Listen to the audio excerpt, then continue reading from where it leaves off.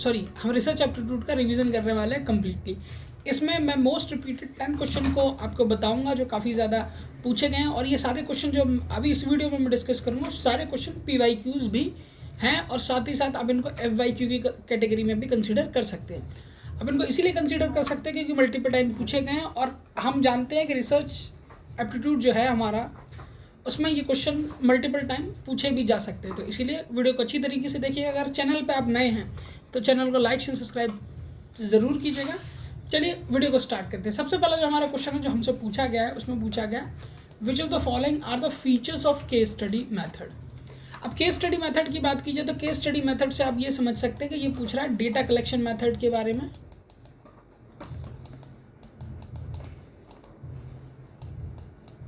दूसरा ये पूछ रहा है रिसर्च के बारे में।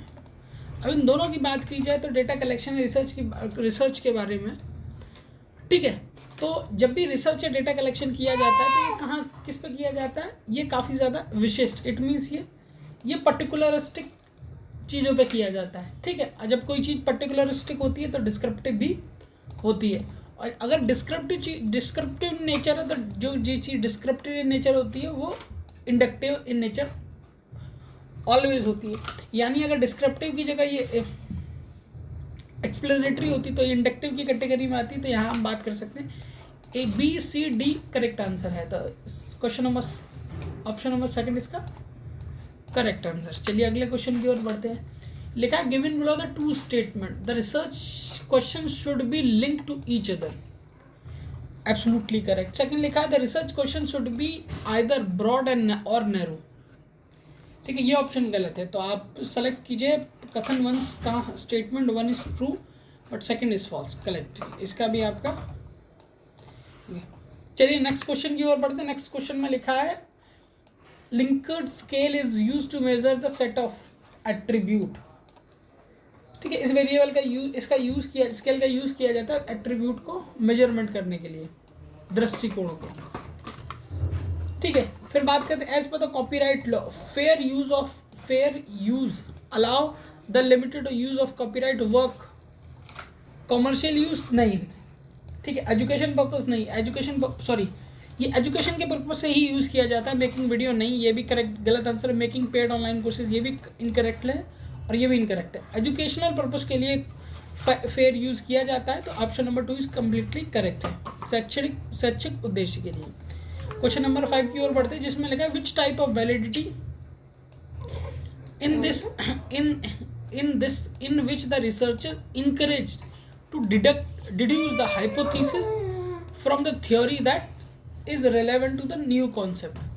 इस क्वेश्चन में डायरेक्टली वो ये पूछ रहा है कि एक हाइपोथेसिस ऑलरेडी क्रिएट की गई है, उसको डिड्यूस करके हम किस तरह की वैलिडिटी को चेक करते हैं। जब हाइपोथेसिस ऑलरेडी जनरेट किया जा चुका है तो उसको देख के हम जो कॉन्सेप्ट वेरीफाई करते हैं, जो वैलिडिटी चेक करते हैं, उसको कंस्ट्रक्ट वैलिडिटी कहते हैं। क्योंकि कंस्ट्रक्ट का जो मतलब होता है रचनात्मक वैधता होती है। इट मीन्स ये कि हम जो करेंगे अब उसमें एक कंस्ट्रक्टेड वैलिडिटी को डेवलप करेंगे। तो option number first is correct है। बढ़ते हैं अगले क्वेश्चन की ओर। इसको आप अगर UGC नेट की प्रिपरेशन कर रहे हैं, 1 या 2 बार एग्जाम दे चुके हैं, तो आपको पता होगा ये ऐसे क्वेश्चन काफ़ी ज़्यादा पूछे जाते हैं स्टेप वाइज, और ये मोस्ट इंपॉर्टेंट टाइप के क्वेश्चन होते हैं, अक्सर कर कई बार पूछे जाते हैं, और चांसेस भी रहते हैं इनको और टाइम भी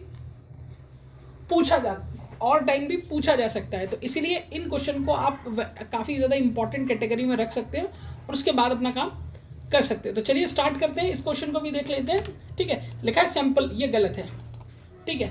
हम जो पढ़ रहे हैं empirical step of linear model for research purpose, तो सैम्पलिंग इसमें स्टार्टिंग में नहीं होगा। वैलिडेशन तो हम तब करते हैं जब हम सारी चीज़ों को करेक्ट कर लेते हैं, इंटरप्रिटेशन कर लेते हैं, डेटा कलेक्शन कर लेते हैं, ठीक है। सेम एज कलेक्शन बाद का स्टेप है और सैम्पलिंग भी बाद का स्टेप है। सबसे पहले एक थ्योरी डेवलप होती है, फिर हाइपोथेसिस होता है, फिर सैम्पलिंग, फिर कलेक्शन, फिर इंटरप्रिटेशन और वैलिडिटी। तो ऑप्शन नंबर 2 इज करेक्ट है।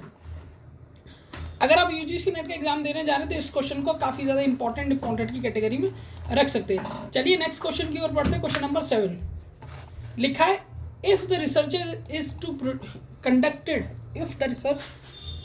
To be conducted on the very young children person which one of the following method will be appropriate in the situation. अब ये जो रिसर्च की बात हो रही है, ये इसका यूज़ एक थ्योरी को डेवलप करने के लिए किया जाता है। जैसे हम टीचिंग एप्टीट्यूड में कई सारी थ्योरी भी पढ़ते हैं, जैसे जीन पियाजे थ्योरी पढ़ा होगा, ठीक है, सिमुलेशन टाइप की कई सारी थ्योरी पढ़ेंगे, तो उनको डेवलप करने के लिए भी हम इस सिचुएशन का इस मेथड का इस्तेमाल करते हैं। तो इसमें देखिए एक्सपेरिमेंट हम नहीं कर सकते, क्योंकि यंग चिल्ड्रन का हम यूज़ करेंगे तो उन पर कोई किसी तरह का कोई एक्सपेरिमेंट किया नहीं जा सकता। एग्जाम्पल के तौर पर आप ऐसे समझिए, छोटे बच्चे हैं जो बोल नहीं पाते, तो उन पर आप किस तरह का एक्सपेरिमेंट कर सकते हैं? उनको देख के आप कोई सर्वे भी नहीं कर सकते, उन पर क्या सर्वे करेंगे आप? ठीक है, हाँ, नहीं उन पर कोई केस स्टडी किया जा सकता है, हाँ उनको ऑब्जर्व जरूर किया जा सकता है। अब इसका सबसे अच्छा एग्जांपल ये है, आप किसी न्यू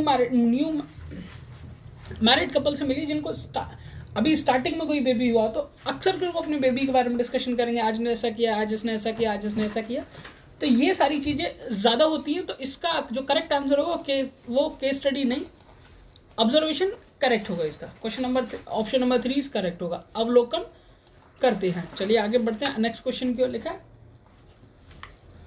आगे बढ़ते हैं, नेक्स्ट क्वेश्चन क्यों लिखा है, which of the following research method manipulate and control of the variable of randomization of the sample are 2 of the basic requirement. Research के बारे में पूछ रहा है जो रिक्वायरमेंट, ठीक है, उसके बारे में पूछ रहा है। एक बात याद रखिए, जब भी एक ये यहाँ कीवर्ड है, जब भी मैनिपुलेशन के बारे में पूछा जाता है, मैनिपुलेशन में 2 तरह के वेरिएबल होते हैं, एक डिपेंडेंट वेरिएबल होता है, एक इंडिपेंडेंट वेरिएबल होता है।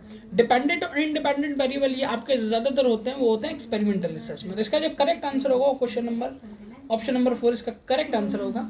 तो आप आँख बंद कर 4 लगा सकते हैं। देखिए यहाँ हमने टोटली वो क्वेश्चन डिस्कस किए थे जो कई बार यूजीसी नेट के एग्जाम में पूछे गए। वीडियो अगर आपको अच्छा लगा तो चैनल को लाइक एंड सब्सक्राइब जरूर कीजिएगा।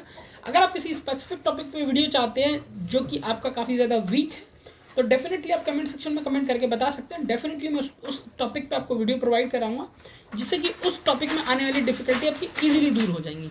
बाकी वीडियो को शेयर जरूर कीजिएगा अपने फ्रेंड के साथ जो यूजीसी नेट की प्रिपरेशन कर रहा है। Thank you for watching my video. Thank you.